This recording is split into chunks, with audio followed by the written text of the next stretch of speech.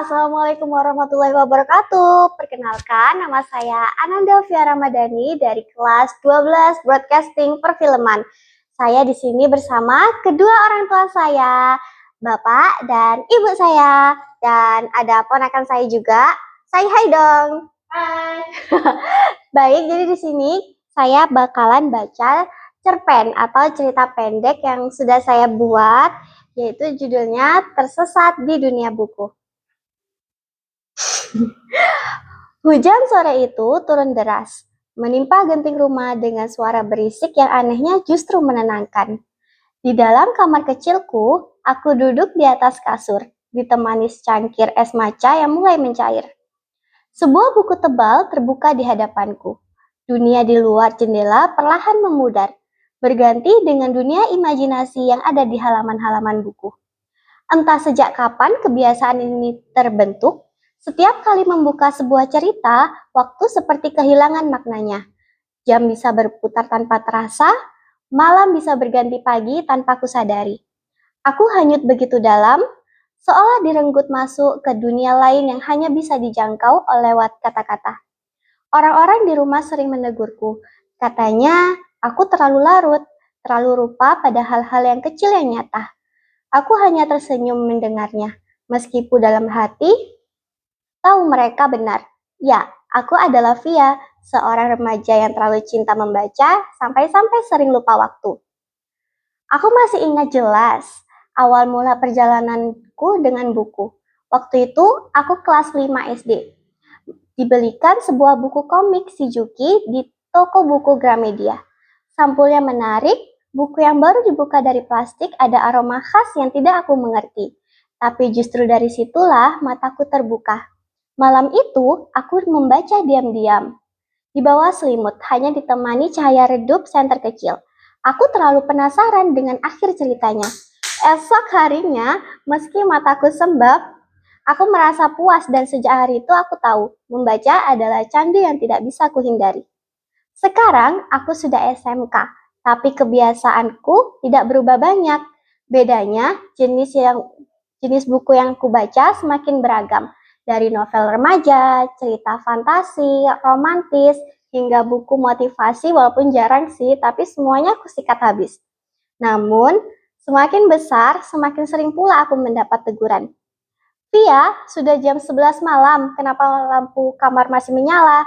Suara ibu terdengar kesal sambil mengetuk pintu kamarku keras-keras. Aku buru-buru menutup novel dan menyelipkannya di bawah bantal. Sebentar lagi, Bu, tinggal satu bab saja, jawabku lirih. Dari kemarin juga begitu, besok kamu sekolah loh, jangan sampai terlambat. Aku meringis, memang benar kata ibu. Tidak jarang aku datang ke sekolah dengan wajah pucat dan mata panda karena semalaman membaca. Pernah, suatu kali guru menegurku ketika aku hampir tertidur di bangku kelas. Via, ayo cuci muka, jangan tidur, katanya. Aku hanya mengangguk, merasa bersalah, tapi tetap saja sulit mengendalikan diriku. Ada kalanya aku benar-benar kebablasan.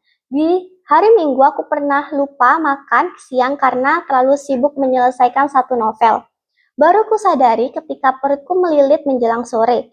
Pernah juga aku janji membantu ibu membersihkan rumah, tapi malah tetap diam membaca novel di kamar. Tentu saja ibu kecewa, meski akhirnya hanya bisa menghela nafas panjang. Meski begitu, aku merasa membaca memberiku sesuatu yang tak bisa digantikan apapun, yaitu pengalaman.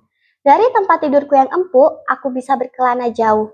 Aku pernah berlari di jalan-jalan sampai kota Paris, meski aku belum pernah ke luar negeri. Aku ikut merasa getirnya perjuangan di tahun 1998, meski aku hanya duduk di rumah. Aku bisa jatuh cinta, patah hati, bahkan menjelajah planet asing hanya dengan menelusuri halaman demi halaman. Kadang, aku bertanya pada diriku sendiri, apakah aku terlalu aneh? Teman-temanku sibuk bermain game online atau nongkrong di kafe. Aku lebih sering pulang cepat agar bisa membuka buku.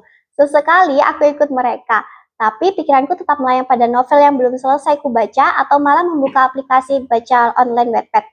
Suatu hari, hujan turun deras di luar jendela. Angin dingin menusuk, tapi aku tenggelam dalam cerita sebuah novel fantasi. Waktu berjalan tanpa terasa. Saat aku masih asyik, sambil mendengarkan musik di earphone, suara ibu tiba-tiba memecah konsentrasi. Via, dari tadi dipanggil nggak jawab. Tuh makan malammu sudah dingin.